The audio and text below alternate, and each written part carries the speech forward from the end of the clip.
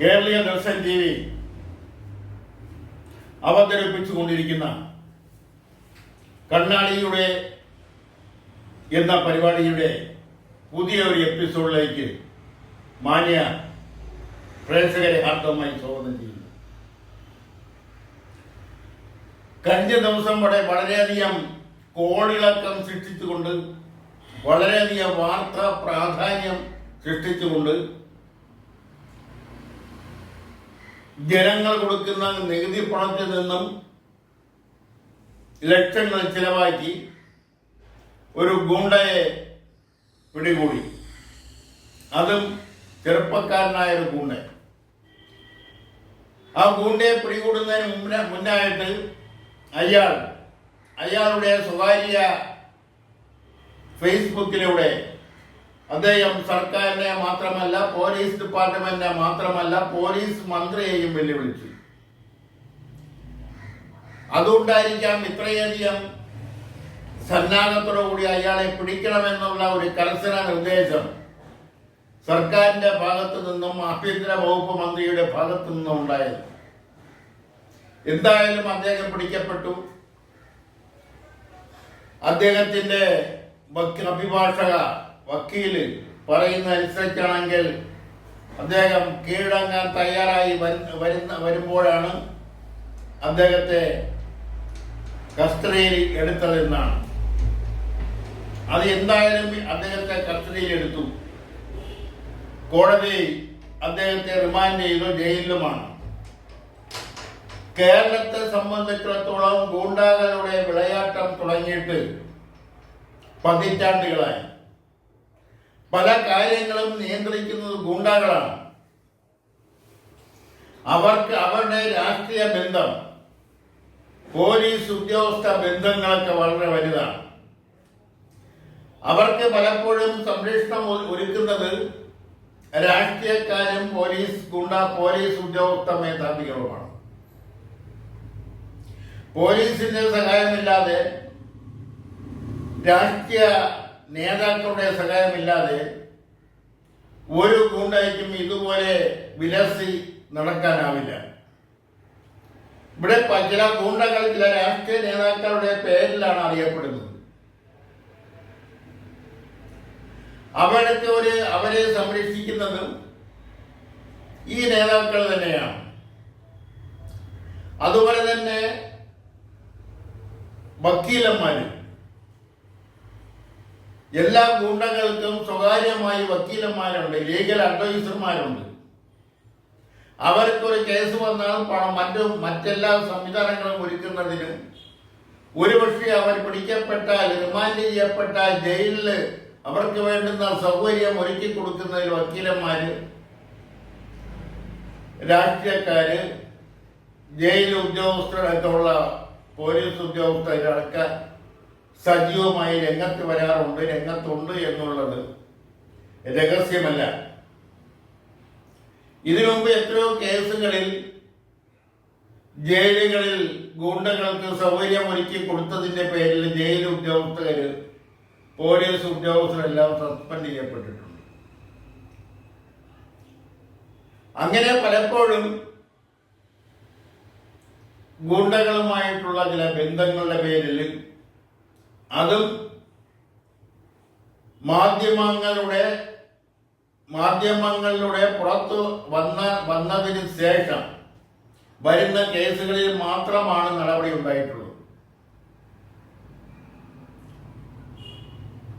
അത്തരം സംഭവങ്ങൾ ഉടനെയൊന്നും എടുത്തു കളയാൻ കഴിയുന്നതുമല്ല. ഇതിനു മുമ്പ് പലപ്പോഴും ഈ പ്ലാറ്റ്ഫോമിൽ തന്നെ ഗുണ്ട രാഷ്ട്രീയ പോലീസ് ഉദ്യോഗസ്ഥ കൂട്ടുകെട്ടിനെ കുറിച്ച് പറഞ്ഞിട്ടുണ്ട്. ഈ കൂട്ടുകെട്ടിനെ കുറിച്ച് സുതാര്യമായ ഒരു അന്വേഷണം നടത്തേണ്ടത് അനിവാര്യമാണ്. അതൊരു ജുഡീഷ്യൽ അന്വേഷണമാവാം, അല്ലെങ്കിൽ അതുപോലുള്ള മറ്റേതെങ്കിലും സുതാര്യമായ ഒരു അന്വേഷണ ഏജൻസിയിലൂടെ ഈ കൂട്ടുകെട്ടിനെ പൊളിച്ചെങ്കിൽ മാത്രമേ കുറെയെങ്കിലും കേരളത്തിലെ സമാധാന അന്തരീക്ഷം പുനഃസൃഷ്ടിക്കാൻ കഴിയും. രാഷ്ട്രീയ നേതാക്കളും ഗൂണ്ടകളുമായിട്ടുള്ള ബന്ധം, അതുപോലെ തന്നെ ലഹരി മാഫിയകളുമായിട്ടുള്ള ബന്ധം, അതുപോലുള്ള ചില മാഫിയകളുമായിട്ടുള്ള ബന്ധമെല്ലാം തന്നെയും ഇന്ന് ഒരു ഉദ്യോഗസ്ഥരെ പോലെ തന്നെ രാഷ്ട്രീയ നേതാക്കൾക്കും അറിയാവുന്നതാണ്. പല നേതാക്കന്മാരും ഗ്രാമപഞ്ചായത്ത് അംഗങ്ങൾ തൊട്ട് മുകളിലോട്ടുള്ളവര് മാസപ്പടി വാങ്ങുന്നവരുമാണ്. അതെല്ലാം പലപ്പോഴും പല ഘട്ടങ്ങളിലായി മാധ്യമങ്ങൾ വഴിയും അല്ലാതെയും പുറത്തു വന്നിട്ടുള്ളതാണ്. അതിനെയെല്ലാം പെട്ടെന്നൊരു നിയന്ത്രണം ഏർപ്പെടുത്തിക്കൊണ്ട് പെട്ടെന്ന് ഇല്ലാതാക്കാൻ കഴിയുകയുമില്ല. എങ്കിലും കുറേക്കാലോ നിയന്ത്രണം നടത്താനും അതിൻ്റെ ശക്തി കുറേയൊക്കെ കുറച്ചു കൊണ്ടുവരാനും കഴിയും എന്നുള്ളത് മറ്റൊരു വസ്തുത. പലതും തുടങ്ങി മുന്നോട്ട് പോകുമ്പോൾ അവർക്ക് പല തടസ്സങ്ങളും ഉണ്ടാവും. അത് ഔദ്യോഗിക തലത്തിലുണ്ടാവും, അല്ലാതെയും ഉണ്ടാവും. പലപ്പോഴും അവർ ഭീഷണിയുടെ വക്കത്തെത്തപ്പെടാറുണ്ട്. അപ്പോഴെല്ലാം അവർ പലപ്പോഴും പല കാര്യങ്ങളിൽ നിന്നും പിന്തിരിഞ്ഞ സന്ദർഭങ്ങളും ഉണ്ടായിട്ടുണ്ട്. ഇപ്പോഴും അത് ഉണ്ടായിക്കൊള്ളുന്നില്ല. അതിനെല്ലാം സ്ഥിരമായി സ്ഥായിയായ ഒരു സംവിധാനം ഉണ്ടാക്കിയെടുക്കുക എന്ന് പറയുന്നത് അത്ര എളുപ്പമല്ല. അതുകൊണ്ട് അത് അവിടെ നിർത്തിക്കൊണ്ട് അടുത്തതിലേക്ക് കടക്കുകയാണ്. അതിപ്പോ ഒരു വിവാദമായിരിക്കുന്നത് സ്പോർട്സുമായി ബന്ധപ്പെട്ടാണ്. കഴിഞ്ഞ സർക്കാരിന്റെ കാലഘട്ടത്തിൽ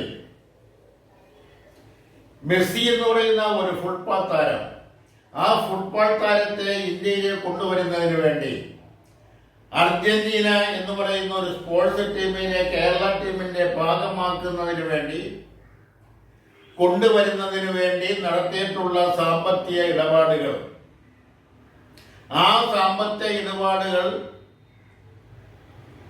സാമ്പത്തിക ക്രയവിക്രയ നിയമങ്ങൾ ലംഘിച്ചുകൊണ്ടാണെന്നും അതിൽ കള്ളപ്പണം വെളുപ്പിക്കലിന്റെ ഭാഗമായിട്ടുള്ളതാണെന്നുമൊക്കെ ഇപ്പോൾ മാധ്യമങ്ങൾ പുറത്തു കൊണ്ടുവന്നിരിക്കുന്നു. 210 കോടിയുടെ കരാറാണ് ആദ്യത്തേത്. അത് അർജന്റീനയ്ക്ക് മാത്രം 123 കോടി രൂപയുടെ കരാർ ഒരു സ്വകാര്യ കമ്പനിക്ക് നൽകിയെന്നാണ് ആരോപണം ശരിയാ തെറ്റോ ആയിക്കൊള്ളട്ടെ. എന്തൊക്കെയായാലും ഇങ്ങനെ കഴിഞ്ഞ സർക്കാരിനെതിരെയാണ് എതിരെ ഒരു 121 കോടിയുടെ കരാർ സാമ്പത്തിക ക്രയവിക്രമ നിയമത്തിന് വ്യത്യസ്തമായി വിദേശ ഫണ്ട് വരുത്തുന്നതിന് ഇപ്പൊ FCRA വളരെ സജീവമായ ഈ സമയത്ത് ഈ ഫണ്ട് വരുത്തിയതിലും അതിൽ നടന്നിട്ടുള്ള സാമ്പത്തിക തിരിമറികളും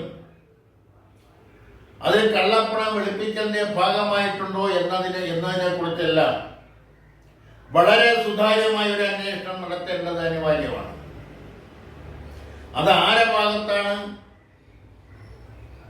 അവിടെ പിഴവുണ്ടായിട്ടുള്ളത്, ആരെല്ലാമാണ് അതിൽ നിന്നും സാമ്പത്തിക നേട്ടം ഉണ്ടായിട്ടുള്ളത്, അത് ഏത് രാഷ്ട്രീയ പാർട്ടിയുടെ നേതാക്കളായാലും ഉദ്യോഗസ്ഥരായാലും അവർക്ക് സംരക്ഷണം കൊടുക്കുന്ന നിലപാട് സ്വീകരിക്കാതെ ഇത്തരം അനുഭവങ്ങൾ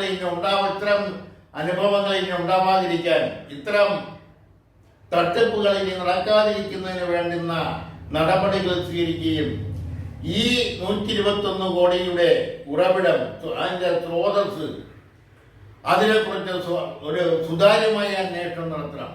മുഖം നോക്കാതെയുള്ള അന്വേഷണം നടത്തണം. അതിൽ പാകമാക്കായവരെ നിയമത്തിന്റെ മുന്നിൽ കൊണ്ടുവരണമെന്നാണ് ഈ അവസരത്തിൽ കേരളീയ ദർശന് അസന്നിഗ്ധമായി പറയാനുള്ളതും പ്രഖ്യാപിക്കാനുള്ളതും.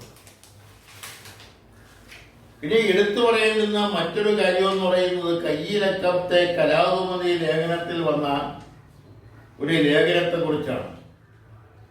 ആ ലേഖനം എഴുതിയതാവട്ടെ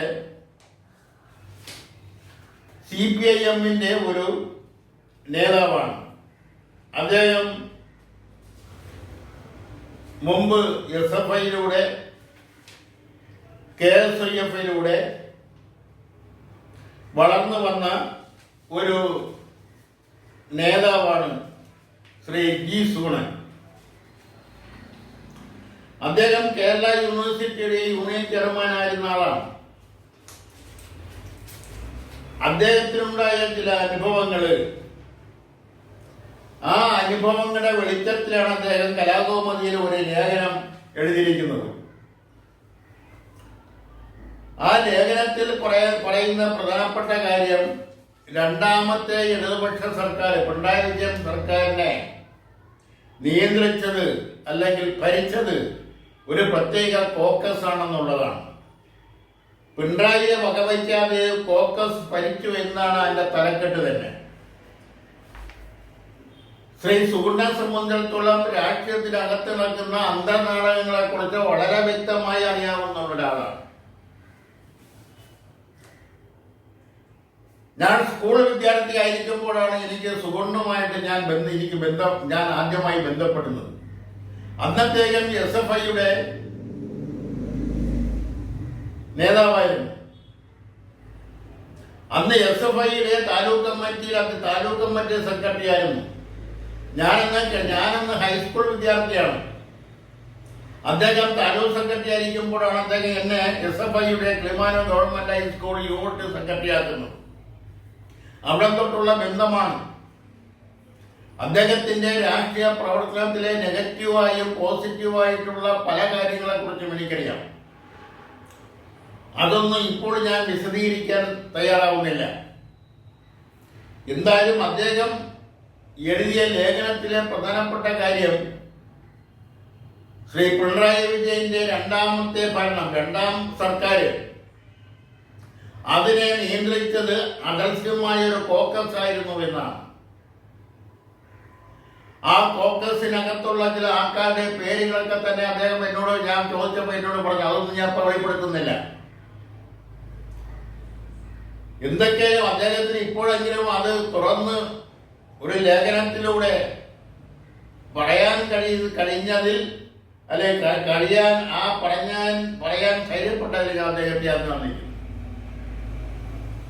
ഇത് പറയുമ്പോൾ തന്നെ മറ്റൊരു കാര്യമുണ്ട്. അദ്ദേഹം 1985 കാലഘട്ടത്തിൽ CPIM-നകത്ത് ഒരു വിഭാഗീയത അത് വളരെ രൂക്ഷമായ സാഹചര്യത്തിൽ അദ്ദേഹം ME രാഘവനോടൊപ്പം ചേർന്ന സംഭവം. ME രാഘവനോടൊപ്പം അദ്ദേഹം ചേർന്നത് രണ്ടാം ഘട്ടത്തിലാണ്. ഒന്നാം ഘട്ടത്തിൽ അദ്ദേഹം ഇല്ലായിരുന്നു. അന്ന് അദ്ദേഹം CPIM-ന്റെ ഒരു LC മെമ്പറായിരുന്നു, ലോക്കൽ കമ്മിറ്റി അംഗമായിരുന്നു. അവിടെ നിന്ന് അദ്ദേഹം MER രൂപീകരിച്ച CMP-യുടെ ജില്ലാ സെക്രട്ടറിയായി. അവിടെ നിന്ന് തുടങ്ങിയ CMP-യുടെ പ്രവർത്തനം. 5 വർഷത്തിന് ശേഷം CMP അധികാരത്തിൽ വരുന്നു. ME രാഘവൻ സഹകരണ വകുപ്പ് മന്ത്രിയായി. അതിന്റെ രണ്ടാം ഘട്ടം, ഒന്നാം ഘട്ടം പോട്ടെ, രണ്ടാം ഘട്ടം എന്ന് പറയുന്നത്, ആ രണ്ടാം ഘട്ടത്തെ MER-നെ നിയന്ത്രിച്ചതും ഭരണം നടത്തിയതുമൊക്കെ ഇതുപോലെ ഇപ്പോൾ സുഗുണം പറയുന്നത് പോലുള്ള ഒരു ഫോക്കസാണ്. ആ കോക്കസിലെ പ്രധാനപ്പെട്ട ഒരു കണ്ണിയായിരുന്നു ജി സുഗുണൻ. അന്ന് ആ കോക്കസിന്റെ പ്രധാനപ്പെട്ട ലക്ഷ്യം എന്ന് പറയുന്നത് പദവി മാത്രമായിരുന്നില്ല, പണവുമായിരുന്നു. ഏത് മാർഗവും ഉപയോഗിച്ച് പണം ഉണ്ടാക്കുക. അത് കോർപ്പറേറ്റ് ഇൻസ്പെക്ടർമാരെ അങ്ങോട്ടും ഇങ്ങോട്ടും സ്ഥലം മാറ്റിക്കൊണ്ടുള്ള പണം വാങ്ങിക്കല്, അസിസ്റ്റന്റ് രജിസ്ട്രാർമാരെ അങ്ങോട്ടും ഇങ്ങോട്ടും മാറ്റിക്കൊണ്ടുള്ള പണം വാങ്ങിക്കല്, ജോയിന്റ് രജിസ്റ്ററെ അങ്ങോട്ടും ഇങ്ങോട്ടും സ്ഥലം മാറ്റിക്കൊണ്ടുള്ള പണം വാങ്ങിക്കല്, സഹകരണ സംഘങ്ങൾ ഉണ്ടാക്കി മറച്ചു വിൽക്കുക, വലിയ ഈടൊന്നുമില്ലാതെ വൻ തുകകൾ സ്റ്റേറ്റ് കോപ്പറേറ്റീവ് ബാങ്കിൽ നിന്നും അതുപോലുള്ള ജില്ലാ സഹകരണ ബാങ്കിൽ നിന്നും തരപ്പെടുത്തി കൊടുക്കുക, ജപ്തി നടപടികൾ നിർത്തിവെപ്പിക്കുക തുടങ്ങിയ കാര്യങ്ങൾ നടത്തിയാണ് പണം സമ്പാദിച്ചിരുന്നത്. മാത്രമല്ല നിയമനങ്ങൾ, എൻ്റെ അറിവിലാണെങ്കിൽ സുഗുണൻ ഏറ്റവും കുറഞ്ഞത് ഒരു 50-ലധികം പേർക്ക് ജില്ലാ സഹകരണ ബാങ്കിലും അതുപോലുള്ള സഹകരണ സ്ഥാപനങ്ങളിൽ ജോലി വാങ്ങിക്കൊടുത്തിട്ടുണ്ടാവും. അതിൽ പണം വാങ്ങിയും പണം വാങ്ങാതെയും കൊടുത്തിട്ടുണ്ട്. അദ്ദേഹം വിവിധ സമിതികളിൽ അംഗമായിരുന്നുണ്ട്. പരിയാരം മെഡിക്കൽ കോളേജ് അടക്കമുള്ള കോർപ്പറേറ്റ് എംപ്ലോയീസ് വെൽഫെയർ ബോർഡിന്റെ വൈസ് ചെയർമാൻ അടക്കമുള്ള സ്ഥാനങ്ങൾ വഹിച്ചിരുന്ന ആളാണ്. അപ്പോൾ ഈ രണ്ടാമത്തെ MERന്റെ ME രാഘവന്റെ ഭരണം, സഹകരണ വകുപ്പ് ഭരണം, ആ ഭരണത്തിൽ നടന്നിട്ടുള്ള അഴിമതി എന്ന് പറയുന്നത് വളരെ വലുതാണ്. അതിലെ ഒരു പ്രധാനപ്പെട്ട കണ്ണിയായിരുന്നു ജി സുഗുണൻ എന്ന് പറയേണ്ടി വന്നതിൽ വിഷമമുണ്ട്. അതെല്ലാം ചെയ്ത് കൂട്ടിയ സുഗുണൻ തന്നെയാണ് ഇപ്പോഴും പിണറായി സർക്കാരിന്റെ രണ്ടാം കാലഘട്ടം ഒരു കോക്കസ് ആണ് ഭരിച്ചിരുന്നത് എന്ന് പറയുന്നത്. ആ പറയുന്നതിൽ ഏറെക്കുറെ ശരിയാണ്, തെറ്റൊന്നും പറയുന്നില്ല. പക്ഷെ അതില് പാർട്ടിയുടെ ഒരു ഒരു പ്രധാനപ്പെട്ട ഘടകത്തിൽ അംഗമായിരുന്നുകൊണ്ട് ഇങ്ങനെ പറയാൻ പറയാമോ എന്ന് ചോദിച്ചാൽ അതിന് സുഗുണൻ്റെതായ മറുപടിയുണ്ട്. സുഗുണൻ പറയുന്നത് ഒരു കാര്യത്തെക്കുറിച്ച് പാർട്ടിക്കകത്ത് ചർച്ച നടന്നുകൊണ്ടിരിക്കുമ്പോൾ, പ്രത്യേകിച്ച് തെരഞ്ഞെടുപ്പ് പരാജയത്തെക്കുറിച്ച് വിലയിരുത്തിക്കൊണ്ട് ചർച്ച നടന്നുകൊണ്ടിരിക്കുമ്പോൾ പാർട്ടിയുടെ ഉത്തരവാദിത്തപ്പെട്ടവർക്ക് അഭിപ്രായം പറയാമെന്നാണ്. ഇത് ശ്രീ EMS നമ്പൂതിരിപ്പാടിന്റെ ഒരു ലേഖനത്തിൽ വളരെ വ്യക്തമായി പറഞ്ഞിട്ടുണ്ടെന്നാണ് പറയുന്നത്.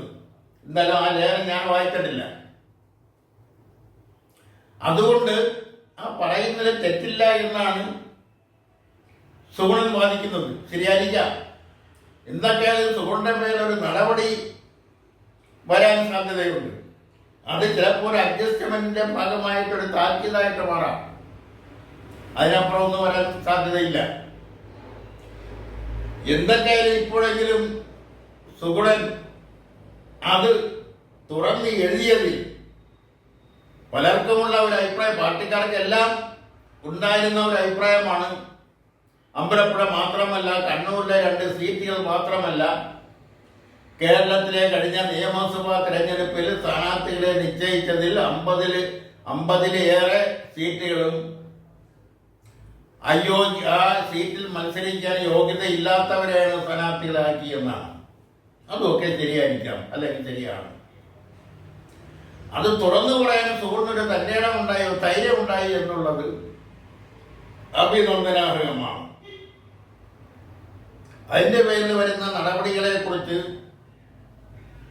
വരികായെക്കുറിച്ച് അറിഞ്ഞുകൂടാത്തതുകൊണ്ടല്ല സുഗുണൻ ഇങ്ങനെ വെട്ടി തുറന്ന് എഴുതിയത്. അത് എല്ലാ പാർട്ടി അംഗങ്ങളുടെയും എല്ലാ ഘടകങ്ങളിലും ഒക്കെ തന്നെ ചർച്ച ചെയ്തുകൊണ്ടിരിക്കുന്ന ഒരു വിഷയമാണ്.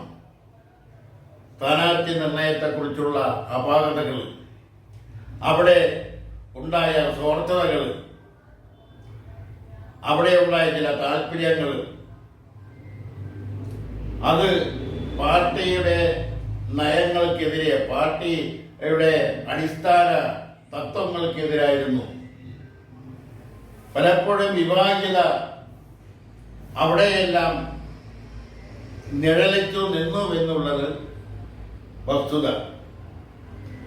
എന്തായാലും അതിൻ്റെ പേരിൽ ഇപ്പോഴും CPM-നെ സംബന്ധിച്ചിടത്തോളം തിരഞ്ഞെടുപ്പ് പരാജയത്തെക്കുറിച്ചുള്ള ചർച്ചകൾ, അത് എല്ലാ ഘടകങ്ങളും ഇപ്പോഴും നടന്നുകൊണ്ടിരിക്കുകയാണ്. പരാജയപ്പെട്ട് അല്ലെങ്കിൽ തോറ്റ് തൊപ്പിയിട്ടിട്ടും ഇപ്പോഴും ചർച്ചകൾക്കും ആ വിമർശനങ്ങൾക്കും സ്വയം വിമർശനങ്ങൾക്കും ഒന്നും ഒരു പഞ്ചവുമില്ല. അതുകൊണ്ട് എന്തെങ്കിലും പ്രയോജനം ഇനിയെങ്കിലും ഉണ്ടാകുമോ എന്ന് ചോദിച്ചാൽ ആർക്കറിയാം. സാക്ഷാൽ കാൽ മാർക്സ് തിരിച്ചു വന്നെങ്കിൽ മാത്രമേ അതിന് മറുപടി പറയാൻ കഴിയൂ. ഇതാണ് അതിനെക്കുറിച്ച് അവസാനമായിട്ട് കണ്ണാടിയിലൂടെ എന്ന പരിപാടി നോക്കിക്കാണുന്നത്. പിന്നെ ഇപ്പോഴത്തെ ഭരണത്തെക്കുറിച്ചാണ് ഉള്ളതാണ്. ഭരണത്തെക്കുറിച്ച് ശ്രീ വി ഡി സതീശന്റെ ഗ്രാഫിക്സ് അല്പം ഉയർന്നിട്ടുണ്ടോ എന്നുള്ളത് വസ്തുതയാണ്. എങ്കിലും മന്ത്രിമാരുടെ ഓഫീസുകളിൽ നിന്നും ആവശ്യത്തിനുള്ള സ്റ്റാഫ് ഇല്ല എന്നുള്ളത് മറ്റൊരു വസ്തുത. ഒരു മന്ത്രിമാർക്കും ധൈര്യമായിട്ട് ഒന്നും ചെയ്യാനുള്ള കെൽപ്പില്ല. പലതും പേപ്പറുകൾ വാങ്ങി വയ്ക്കുന്നതല്ലാണ്ട് വ്യക്തമായ ഒരു കാഴ്ചപ്പാടോടുകൂടി കാര്യങ്ങൾ ചെയ്യുന്നതിനുള്ള ഒരു ധൈര്യക്കുറവ്, അത് എന്താണെന്ന് ചോദിച്ചാൽ അതിനെക്കുറിച്ച് പഠിക്കേണ്ടിയിരിക്കുന്നു. എന്തെങ്കിലുമൊക്കെ ചെയ്യുന്നത് മുസ്ലിം ലീഗിന്റെ മന്ത്രിമാരും പിന്നെ കോൺഗ്രസിനകത്ത് രമേശ് ചെന്നിത്തലയും കെ മുരളീധരനുമാണ് ഒരു നിർഭയമായി എന്തെങ്കിലുമൊക്കെ ചെയ്യാൻ ശ്രമിക്കുന്നത്. മറ്റെല്ലാ മന്ത്രിമാരെയൊക്കെ നിയന്ത്രിക്കുന്നത് അത് കെ സി വേണുഗോപാലിന്റെ 7-8 മന്ത്രിമാരുണ്ടെന്നാണ് പറയുന്നത്. അവർക്ക് കെ സി വേണുഗോപാൽ അറിയാതെ ഒന്നും ചെയ്യാൻ കഴിയില്ലെന്നാണ് സെക്രട്ടേറിയറ്റിലെ സംസാരങ്ങൾ. അതുപോലെ തന്നെ മറ്റൊരു മന്ത്രി, ആ മന്ത്രി കെ സുധാകരന്റെ നോമിനിയാണെന്നാണ് പറയുന്നത്. അദ്ദേഹത്തിനും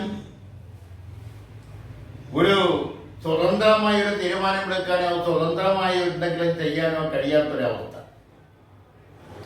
പിന്നെ ഉള്ളത് RSPയുടെ ബേബി ജോൺ, ഷിബു ബേബി ജോണാണ്.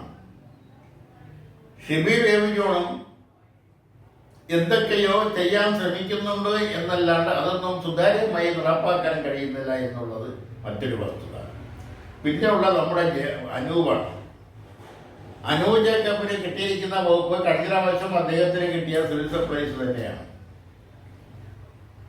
അവിടെയും അദ്ദേഹം എന്തൊക്കെയോ ചെയ്യാൻ ശ്രമിക്കുന്നുള്ളൂ എന്നേ പറയാൻ കഴിയുന്നുള്ളൂ. അതൊക്കെ സുതാര്യമായി നടപ്പാക്കാൻ കഴിയുന്നില്ല. എല്ലായിടത്തും മുഖ്യമന്ത്രി ശ്രീ വി ഡി സതീശന്റെ കണ്ണുകൾ ഓടി നടക്കുന്നുണ്ട്. അവിടെ എന്തെല്ലാം നടക്കുന്നുണ്ട്, എന്തെല്ലാം ചെയ്യുന്നുണ്ട് എന്നുള്ളത് അദ്ദേഹത്തിന്റെ കണ്ണുകൾ എല്ലായിടത്തും ഓടിയെത്തുന്നുണ്ട്. ഡെൻമാർക്കിൽ എന്തൊക്കെയോ ചീഞ്ഞ് നാടുന്നുണ്ട് എന്ന് പറഞ്ഞതുപോലെ എന്തൊക്കെയോ ഇവിടെയും ഏതൊക്കെയോ ഭാഗങ്ങൾ എന്തൊക്കെയോ ചീഞ്ഞ് നാടുന്നു. അതിന് ഉടനെയൊന്നും ഒരു മാറ്റം വരാനും സാധ്യതയില്ല. എങ്കിലും വരും നാളുകളിൽ പ്രത്യേകിച്ചും ഓണം അടുത്തെത്തി, പടിവാതിക്കലെത്തി, നിരവധി പ്രശ്നങ്ങൾ സർക്കാരിന്റെ മുന്നിൽ നിൽക്കുകയാണ്.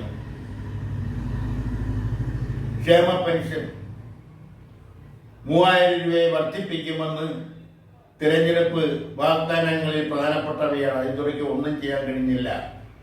നിലവിലുള്ള ക്ഷേമ പെൻഷൻ തന്നെ അവർക്ക് കൊടുക്കുന്നതിന് വേണ്ടിയുള്ള തീവ്രമായ പരിശ്രമത്തിലാണ്. അതിനിടയ്ക്കാണ് ചില സെക്രട്ടേറിയറ്റിന്റെ മുന്നിൽ ചില സമരങ്ങൾ അരങ്ങേറി. കഴിഞ്ഞ 10 വർഷം ഇല്ലാതിരുന്ന സമരങ്ങൾ, ആ സമരങ്ങൾ പല പേരുകളിൽ ഇന്ന് സെക്രട്ടേറിയറ്റിന്റെ മുന്നിൽ അരങ്ങേറുകയാണ്. പല സമരങ്ങളും നിയമവിരുദ്ധമായിട്ടാണ് നടക്കുന്നത്. ഫുട്പാത്ത് കയ്യേറിക്കൊണ്ട്, റോഡിൽ കസേര ഇട്ടുകൊണ്ട്, റോഡിൽ പ്രസംഗിക്കാൻ പ്ലാറ്റ്ഫോം കെട്ടിക്കൊണ്ടൊക്കെയാണ് ഇപ്പോൾ സമരങ്ങൾ നടത്തുന്നത്. ഇതെല്ലാം ഹൈക്കോടതി വിലക്കിയിട്ടുള്ളതാണ്.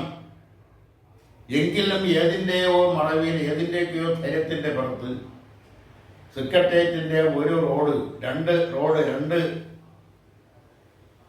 വശങ്ങളുള്ള ഒരു വശം എപ്പോഴും സമരക്കാരുടെ കയ്യിലാണ്. ആ സെക്രട്ടേറിയറ്റിന്റെ മുന്നിലുള്ള നടപ്പാതകളിലൂടെ ആളുകൾക്ക് സഞ്ചരിക്കാൻ കഴിയാത്ത അവസ്ഥയാണ് നിലവിലുള്ളത്. നിയമങ്ങൾ നടപ്പാത കയ്യേറി സമരം ചെയ്യാൻ പാടില്ല, റോഡ് കയ്യേറി സമരം ചെയ്യാൻ പാടില്ല എന്നുള്ള നിയമം നിലവിലിരിക്കെ ആ നിയമങ്ങളൊക്കെ കാറ്റ് പറത്തിക്കൊണ്ടാണ് ഇത്തരം സമരങ്ങളൊക്കെ നടത്തുന്നത്. ആ സമരം കൊണ്ട് ജനങ്ങൾക്ക് എന്തെങ്കിലും പ്രയോജനം ഉണ്ടോ എന്ന് ചോദിച്ചാൽ ഇല്ല എന്നാണ് ഉത്തരം. പ്രയോജനം ഇല്ല എന്ന് മാത്രമല്ല, അതുകൊണ്ട് ജനങ്ങൾ അനുഭവിക്കുന്ന ബുദ്ധിമുട്ടുകൾ വളരെ വലുതാണ്. അതുവഴി ബസ് ഓടിക്കാൻ കഴിയുന്നില്ല, ജനങ്ങൾക്ക് സൗകര്യപ്രദമായി നടന്നു പോകാൻ കഴിയുന്നില്ല. അതെല്ലാം വേണ്ടപ്പെട്ട ഉദ്യോഗസ്ഥർ, പോലീസ് ഉദ്യോഗസ്ഥർ നോക്കുകുത്തികളായി മാറി നിൽക്കുന്നു. അതിനെ തൊടാൻ അവർക്കും ഭയമാണ്. ഈ സാഹചര്യമൊന്നും നാളെ മാറുമെന്നുള്ള പ്രതീക്ഷയൊന്നുമില്ല. നിയമത്തിന്റെ വഴിയിൽ നിൽക്കും, സമരക്കാർ അവരെ വഴിയിൽ. ആ ഒരു അവസ്ഥ ഇന്ന് നിലവിലുണ്ട്. ഒരു ദിവസം എത്ര സമരങ്ങളാണ് ഇപ്പോൾ സെക്രട്ടേറിയറ്റിന്റെ മുന്നിൽ അരങ്ങേറുന്നത്. കഴിഞ്ഞ 10 വർഷം സമരമേ ഇല്ലായിരുന്നു. പിന്നെ സെക്രട്ടേറിയറ്റിന്റെ ഉള്ളിലാണെങ്കിൽ സാധാരണ UDF ഭരണം വരുമ്പോഴെല്ലാം കഥധാരികളുടെ ഒരു യാത്രയാണ്. സെക്രട്ടേറിയറ്റിന്റെ ഇടനാഴികളിൽ നോക്കിയാൽ എപ്പോഴും ഖബർ ധരിച്ച ചെറുപ്പക്കാർ ഒരു കാര്യവുമില്ലെങ്കിൽ തന്നെയും ഇങ്ങനെ അങ്ങോട്ടും ഇങ്ങോട്ടും ഒക്കെ നടന്നു പോകുന്നത് കാണാം. കൂടെ ആരെങ്കിലുമൊക്കെ കാണാം, ആരെങ്കിലുമൊക്കെ എന്തെങ്കിലുമൊക്കെ നടത്തി കൊടുക്കാമെന്ന ഒരു വിശ്വാസത്തിന്റെ പേരിൽ ആരെങ്കിലുമൊക്കെ കൂടെ കൂട്ടിക്കൊണ്ടാണ് അവരുടെ നടത്തുക. അതങ്ങനെ നടക്കട്ടെ. എന്തൊക്കെയാലും ഓണം പടിവാതിക്കലെത്തി നിരവധി പ്രശ്നങ്ങൾ സർക്കാരിന് ചെയ്തു തീർക്കാനുണ്ട്. ഓണവുമായിട്ട് ബന്ധപ്പെട്ട് ഉള്ള കാര്യങ്ങൾ, ഓണക്കിറ്റുകൾ, അതുപോലെ തന്നെ മറ്റ് പല കാര്യങ്ങളിലും സുതാര്യമായ ചില നടപടികൾ സ്വീകരിക്കേണ്ടതുണ്ട്. അതൊക്കെ സുതാര്യമായി തന്നെ നടക്കട്ടെ എന്ന് ആഗ്രഹിക്കുന്നു. ഇതോടെ ഇന്നത്തെ കണ്ണാടിയിലൂടെ എന്ന പരിപാടി ഇവിടെ പൂർത്തിയാക്കുകയാണ്. നന്ദി, നമസ്കാരം.